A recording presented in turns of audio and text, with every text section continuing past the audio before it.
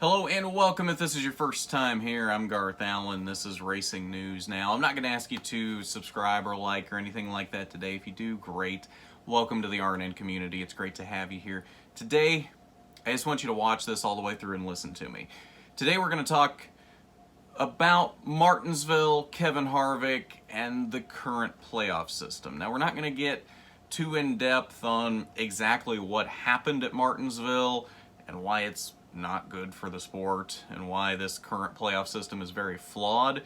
If you want more of an explanation on that, it's been done to death at this point by others on this platform.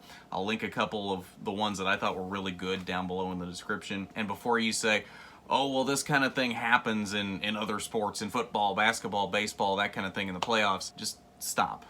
NASCAR and motorsports is not stick and ball sports. No matter how much NASCAR wants it to be, it's not. And if you watch those videos I have linked in the description, they will explain to you exactly why that is the case and why that's not a good comparison to make, because it's just not the same. Now, what we are going to talk about today is how to fix this playoff system, because it's a little broken at this point, and we're going to talk about how to make it better, because unfortunately, I don't think we can go back to a 36 race season without a playoff. I think we're too entrenched in the playoffs at this point. I don't think we can feasibly go back. That being said, as we've seen in ARCA the past couple years, championship without a playoff system can work and can produce exciting championship battles. It just doesn't happen every year. And it shouldn't happen every year, because Game 7 moments are special because they don't happen all the time. When you force them to happen every year, they lose their luster.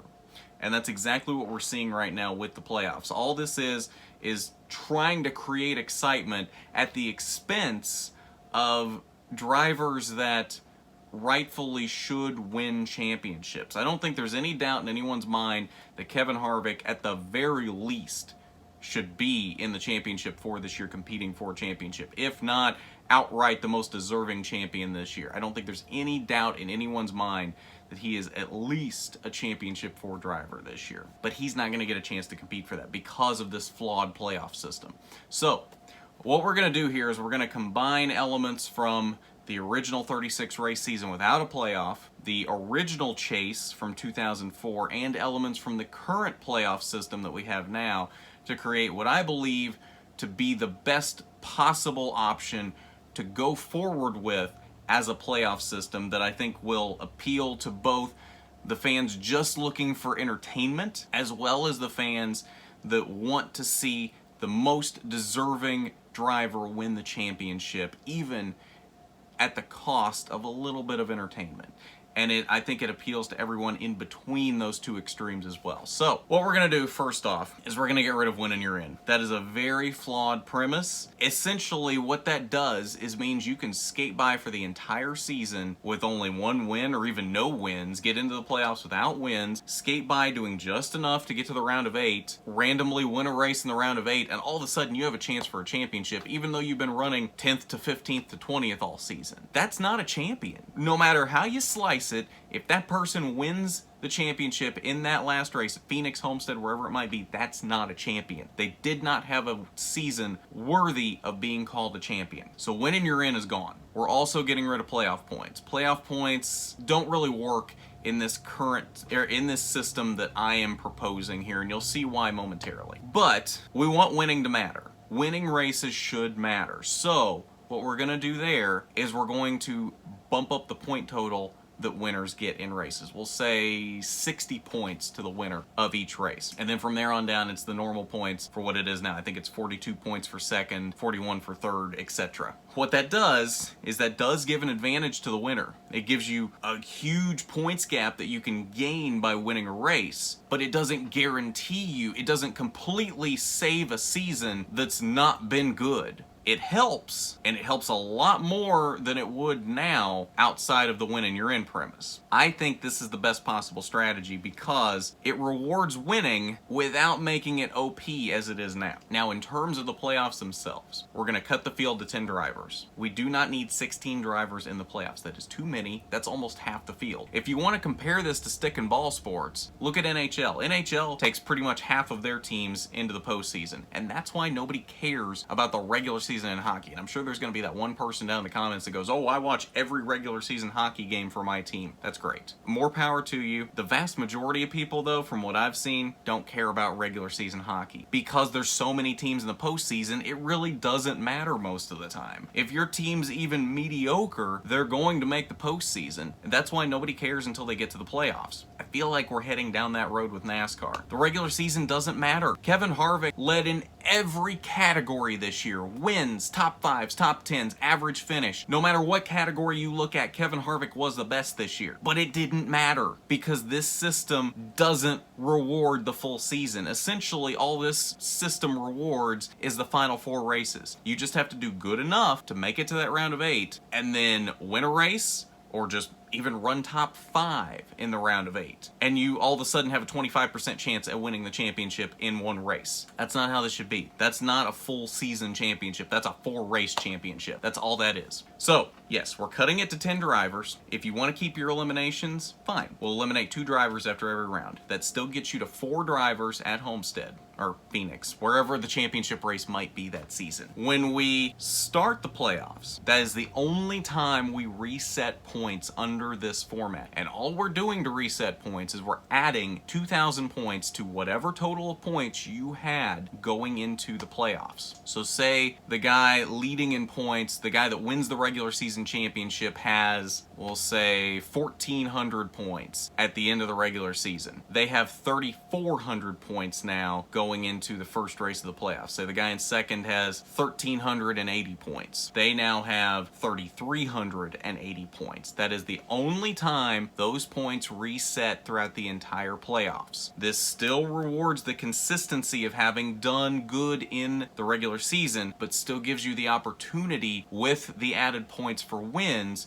to continue to advance through the playoffs and possibly get up there and compete for that championship, even if you're a little lower in the playoff bracket. But again, you've got to stave off elimination for each of those rounds by not being the bottom 2 in each round. When you get eliminated, all we're going to do, we're going to subtract 1,000 points. Let's say you get eliminated in the first round, you have 2,979 points at that point. You now have 1,975 points. That puts you in a middle bracket to where you made the playoffs. You're above the drivers that didn't make the playoffs, but you're still in a middle bracket that is below the drivers that are still in the playoffs. That keeps those ones that have been eliminated separated, but also doesn't finagle with the points of the drivers that are still in the playoffs. Now, if we get to the championship race and there's not 4 drivers mathematically in contention for the championship anymore, so be it. Under this system, that's okay. You don't have to have 4 drivers every year on an even playing field at that, competing for the championship. If there's only 3 drivers left that still have mathematical contention, great. Those are your championship contenders going into that final race at Phoenix or wherever it is that year. If you have 2 drivers left, great. If the leader wraps it up a race before the end of the season, that's okay too. It doesn't have to be a Game 7 moment every year. That's what makes it special when they happen, because they do happen organically on their own. 2011, Tony Stewart and Carl Edwards mano-a-mano at Homestead, tying in points, and Tony getting the tiebreaker. 1992, where we had 6 drivers go in with a chance to win the championship. Bill Elliott and Alan Kulwicki came down to the final lap. Alan Kulwicki led one more lap and won the championship by finishing 1 spot behind Bill Elliott. That is your Game 7 moments. Those are special because those weren't artificially created by a system that forces it to happen every single year. They lose their effect when they happen every year. So if we only have 2 drivers competing by that final race of the season, that's fine. If the leader has already wrapped it up by the end of the season, that's fine. We still have a playoff format. We still have eliminations. We've still made it exciting. We've still got the opportunity to catch up with bigger point totals for wins. This, I truly believe, is the best way to go forward with the playoffs at this point and get the best of both worlds. The people that want the entertainment and the people that want to see a deserving champion. At this point, it's very hard for them to say it at this point, but you can tell with post-race interviews after Martinsville, the drivers are fed up with this. The drivers are indifferent about this, and that's dangerous. That's very dangerous. That might be more dangerous than if they outright came out and said, we don't like this system. They're indifferent. The championship means nothing to them anymore. Kevin Harvick outright said after this race, he's more happy with the fact that he won 9 races this year. The championship would have been a bonus. The championship is not supposed to be a bonus. The championship is supposed to be the ultimate goal. The fact that it has come to that point where it's just a bonus and we don't really care if we win the championship, that's a problem. That is a major, major problem. This system that I just laid out for you, I think fixes that problem and makes it the best that it possibly can be. We still get a playoff system since everybody seems to want a playoff system, but you also get the opportunity to still win it on outright skill and not more based on luck, which is what it more or less is at this point. So let me know down in the comments what you think of this system, if you would change any aspect of it, what you think might be better, or maybe you think it's just terrible. Maybe you think this current format is the best thing that we could possibly have and it shouldn't be changed at all. I want to hear that. Let me know down in the comments. NASCAR Heat 5 stream coming up tomorrow. As usual, we'll continue our career mode there. And then Thursday we'll have the episode number 4 of Your Next Favorite Driver this season. There'll be a championship contender in the ARCA Menard Series West, so keep an eye out for that. It'll be a fun chat with him. And then we'll have the watch party and the rewind show for the ARCA Menard Series West championship race on Saturday. So definitely come on out for those. We're going to have a lot coming at you this week.